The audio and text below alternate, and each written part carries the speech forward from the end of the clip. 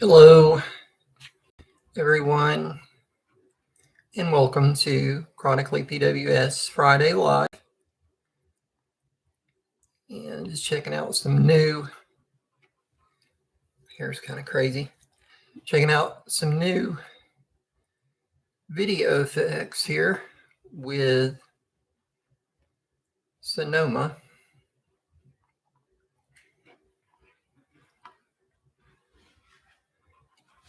All right.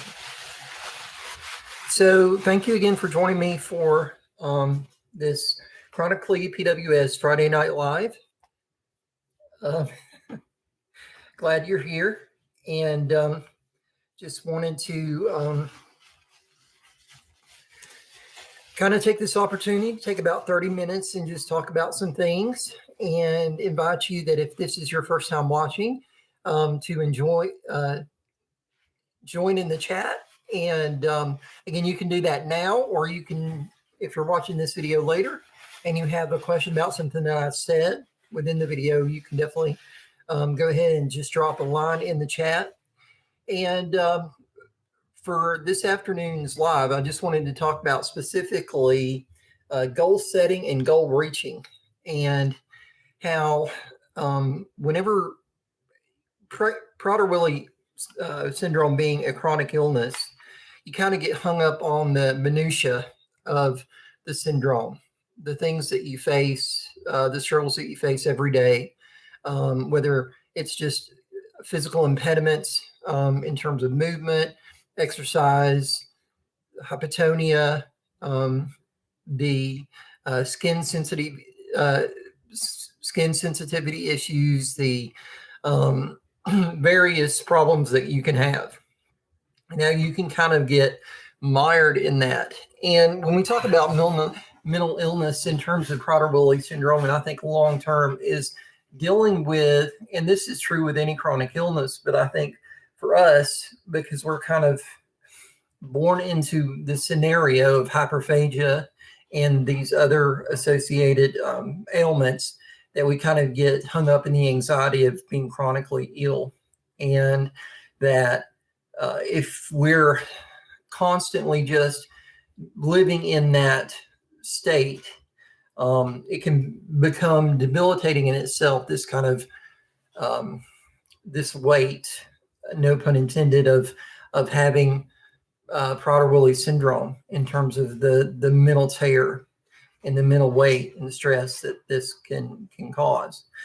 So I think in terms of setting those goals and reaching those goals, that you definitely want to do that as often as you can, or at least I, personally have found successful for me is to set those goals that I can work towards.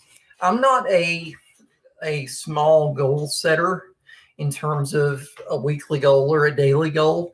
I like to set long-term goals, because the way I see plans come together are kind of long-term big things. So those little making those little steps, it's almost like, and I'm accused of this from my family, from going from like step A to step D and not really seeing B and C. Well, yeah, that's true, but by seeing the beginning and the end, it kind of informs me about the process too. So as a child, learning how to achieve those goals is, or as a younger person, achieving those goals is a little bit more difficult, because your command of time is different. As a young person, you think, I've either got all the time in the world, or this is going to take too much time, or it becomes a little bit self-defeating. I think for adults, the thing about achieving goals as an adult is you can kind of, those timetables that you set kind of seem more realistic in terms of actionable, because your time seems shorter as an adult in some ways. So making those major goals and then filling in that process, which is the way I do it, A and D, then fill in with B and C, is kind of how kind of how my modus operandi, or the way I function. So, and this just comes back to, with when I was younger and I would go through traumatic things, whether it be treatments or things like that. They always wanted to have like something good to look forward to, right? And the the thing that I would look forward to, being hyperphagic a lot, was food later, right? When I'm going through like, medial dilation for hypospadias, or urodynamic urethrogram, or I'm going through, a round of blood tests, or a blood oxygen test, or what have you, something that is just kind of out of the norm, and that I know might have some pain involved, or some anguish or anxiety, or kind of things that a medical ordeal. So that became that, but then it became a little bit more than that. And I think that's the thing. It's like, if we set these goals and we make these goals and we're attempting to reach these goals, there might be a food oriented goal that you have, right? And that might be a good motivator initially, but eventually that's not going to be enough. As you grow as a person and you set those goals higher, you'll want to pursue higher. You'll want to pursue bigger things. When I was younger, I always assumed to myself that I always thought of myself, even though I had a lot of academic difficulties growing up, I always thought of myself as not stupid, or not less than, or not, not developmentally disadvantaged at all. I never thought of myself in those terms, because in my mind and in my spirit and my soul, I felt like I was really intelligent, and that I was going to, whatever I wanted to do, I would do. But I still came up on those academic challenges. But I didn't let the hurdles and the humps and bumps that I had academically change my perception of myself and who I was in terms of intelligence. So I would work hard at school, and I would, maybe not do very well, but occasionally I would have a really great grade, a great turnout. And when it came time to being creative, I always felt like that was my strong suit, is being creative. And then in terms of what I would say is that, in terms of conceptual thinking, like thinking of the big picture of things and how things work and how things, were put together, the scientific functions of things, I always felt like, that I had a leg up on the understanding of those things. So going back to reaching and setting goals, it kind of helped me move away from the food. So let me say, for instance, the first big goal was getting into a general population education in school, and getting out of those secondary assistance classes that I needed. That was a goal. And then getting into some of the preparatory classes that I was working towards for college, and the high school courses that I wanted. That was a goal. Really, playing music was a goal, because initially I had some challenges with that. Not that I still don't have challenges, but it was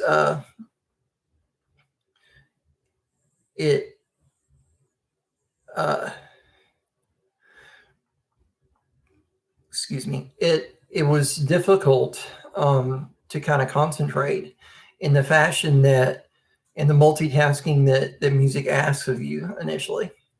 So I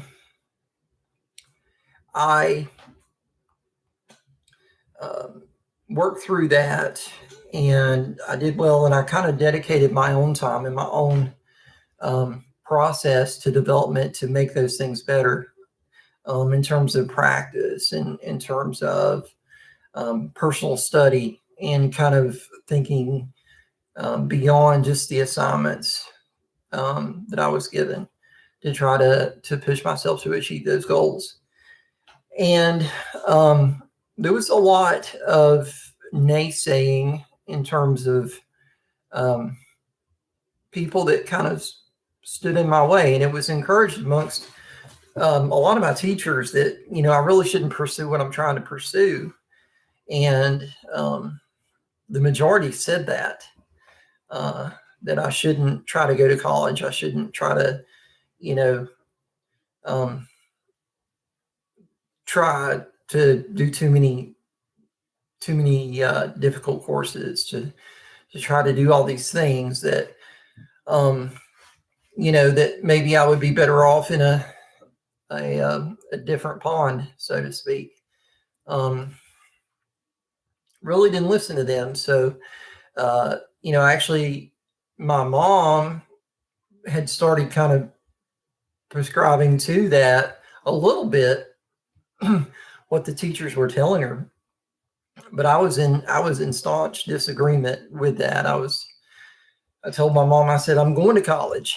And so that's what we worked towards. And I took the SAT, and I did all the prerequisite courses I needed. I did my freshman audition for music school, and yeah, every little bit I could. And knowing that it wasn't, you know, that these everyday challenges and hurdles that I have would still be there. And so again, I just wanted to talk briefly here. I wanted to come online tonight and just let you know that too. Next Friday, my goal is to do a live from Denver, from the Westin Hotel, after the welcome reception for the Foundation for Prader-Willi Research National Conference. I plan on doing a live show then, a more fully fleshed out live show. I haven't been feeling that well these past couple of days, so I didn't have a whole lot to talk about tonight. So again, I'm still looking at times for doing a live show or a live webcast where you can kind of come and chat with me and chat with each other. And that would be the hope of this live stream, is that we all kind of touch base with each other and have a good discussion. And so, yeah, I just wanted to come on briefly here and talk about that, and talk about next week, and say I've really, you know, all my new subscribers here for Chronically PWS, I'm glad you're here.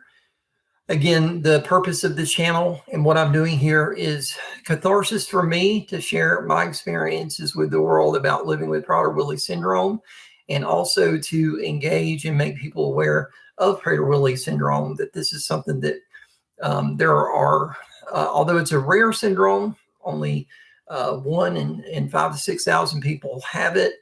It is something that's out there, and it is becoming more and more known.